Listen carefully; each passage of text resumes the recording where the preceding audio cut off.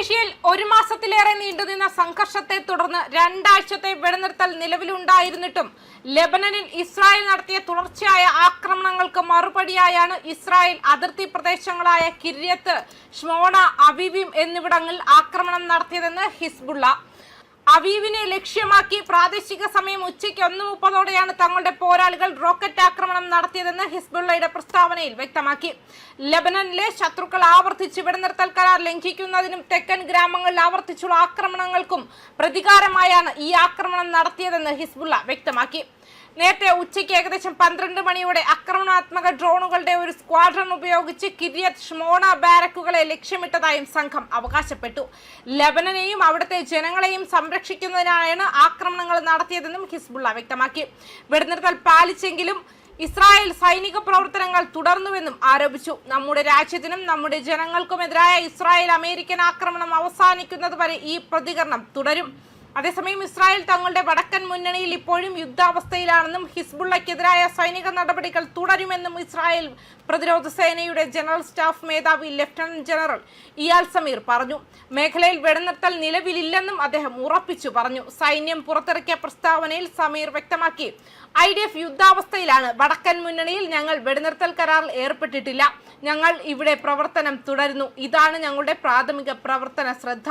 ഇറാനുമായി ഇസ്രായേൽ നിലവിൽ ഒരു വെടിനിർത്തൽ കരാറിലാണെങ്കിലും ഏത് നിമിഷവും വളരെ തീവ്രതയോടെ അവിടെ പ്രവർത്തനങ്ങൾ പുനരാരംഭിക്കാമെന്നും അദ്ദേഹം കൂട്ടിച്ചേർത്തു.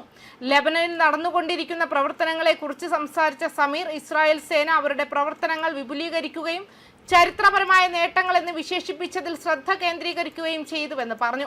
ഹിസ്ബുള്ളയുടെ സ്ഥാനങ്ങൾക്കെതിരെ സൈന്യം വിപുലമായ കഴിവുകൾ ഉപയോഗിക്കുന്നുണ്ടെന്ന് അദ്ദേഹം ഊന്നി പറഞ്ഞു. സംഘർഷത്തിന്റെ ഫലമായി ഇറാൻ ഗണ്യമായ ദുർബലമായെന്നും IDF മേധാവി അവകാശപ്പെട്ടു. ഇത് ഹിസ്ബുള്ളയുടെ നിലപാടിൽ നേരിട്ട് സ്വാധീനം ചെലുത്തിയിട്ടുണ്ടെന്നും കൂട്ടിച്ചേർത്തു. ഈ യുദ്ധത്തിന് മുൻപുള്ള ഇറാൻ അതേ ഇറാൻ അല്ല, അത് വളരെ ദുർബലമാണ്. ഇറാൻ നേരിട്ട തിരിച്ചടി ഹിസ്ബുള്ളയെയും ബാധിക്കുന്നു. കാരണം ഹിസ്ബുള്ള ഇപ്പോൾ ഒറ്റപ്പെട്ടുവെന്നും മനസ്സിലാക്കുന്നു. ഗ്രൂപ്പിന് ഫണ്ടിങ്ങിന്റെയും ആയുധങ്ങളുടെയും പ്രധാന സ്രോതസ്സുകളിൽ നിന്നും വിച്ഛേദിക്കപ്പെട്ടിരിക്കുന്നുവെന്നും ആരോപിച്ചു. ഹിസ്ബുള്ളയുടെ അടിസ്ഥാന സൗകര്യങ്ങൾ ലക്ഷ്യമിട്ട് ഇസ്രായേൽ സൈന്യം അടുത്തിടെ ബെയ്റൂട്ടിലും ബെക്ക മേഖലയിലും ഉയർന്ന തലത്തിലുള്ള ആക്രമണങ്ങൾ നടത്തിയതായും തെക്കൻ ബെയ്റൂട്ടിലെ തങ്ങളുടെ ശക്തി കേന്ദ്രങ്ങളിൽ നിന്നും മറ്റ് പ്രദേശങ്ങളിലേക്ക് സ്ഥാനങ്ങൾ മാറ്റാൻ ഗ്രൂപ്പ് നിർബന്ധിതരായതായും സമീർ വ്യക്തമാക്കി. അതിർത്തിയിലും ലെബനനിലുള്ളിലും ഹിസ്ബുള്ള നമ്മുടെ യുദ്ധവിമാനങ്ങളെ നേരിടുന്നു. അത് നമ്മുടെ കരസേനയെ നേരിടുന്നു. നമ്മുടെ സമൂഹങ്ങൾക്കുള്ള നേരിട്ടുള്ള ഭീഷണി ഞങ്ങൾ നീക്കം ചെയ്യുകയാണ്. വിശാലമായ പ്രവർത്തന നില എടുത്തു കാണിച്ചുകൊണ്ട് ലെബനൻ പുറമെ ഗാസ, സിറിയ എന്നിവയുൾപ്പെടെ ഒന്നിലധികം മുന്നണികളിൽ ഇസ്രായേൽ സൈന്യം സജീവമാണെന്നും പറഞ്ഞു. ശത്രുശക്തികൾക്കും ഇസ്രായേൽ സമൂഹങ്ങൾക്കുമിടയിൽ ഒരു പ്രതിരോധ ബഫർ സൃഷ്ടിക്കാൻ സൈന്യം മുന്നോട്ട് നിൽപ്പുണ്ടെന്നും അദ്ദേഹം ചൂണ്ടിക്കാട്ടി.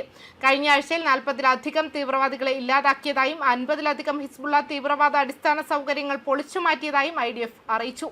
അമേരിക്കയും ഇറാനും തമ്മിലുള്ള ദുർബലമായ വെടിനിർത്തൽ കരാർ തുലാസിൽ തൂങ്ങിക്കിടക്കുന്നതിനിടെയാണ് ഈ സംഭവ വികാസങ്ങൾ വരുന്നത്.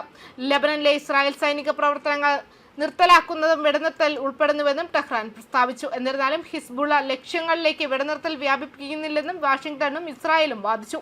ഇത് നയതന്ത്ര ശ്രമങ്ങളെ കൂടുതൽ സങ്കീർണമാക്കുകയും വെടിനിർത്തൽ തകരാറുള്ള സാധ്യത വർദ്ധിപ്പിക്കുകയും ചെയ്തു. ന്യൂസ് ഡെസ്ക് കർമ്മ ന്യൂസ്.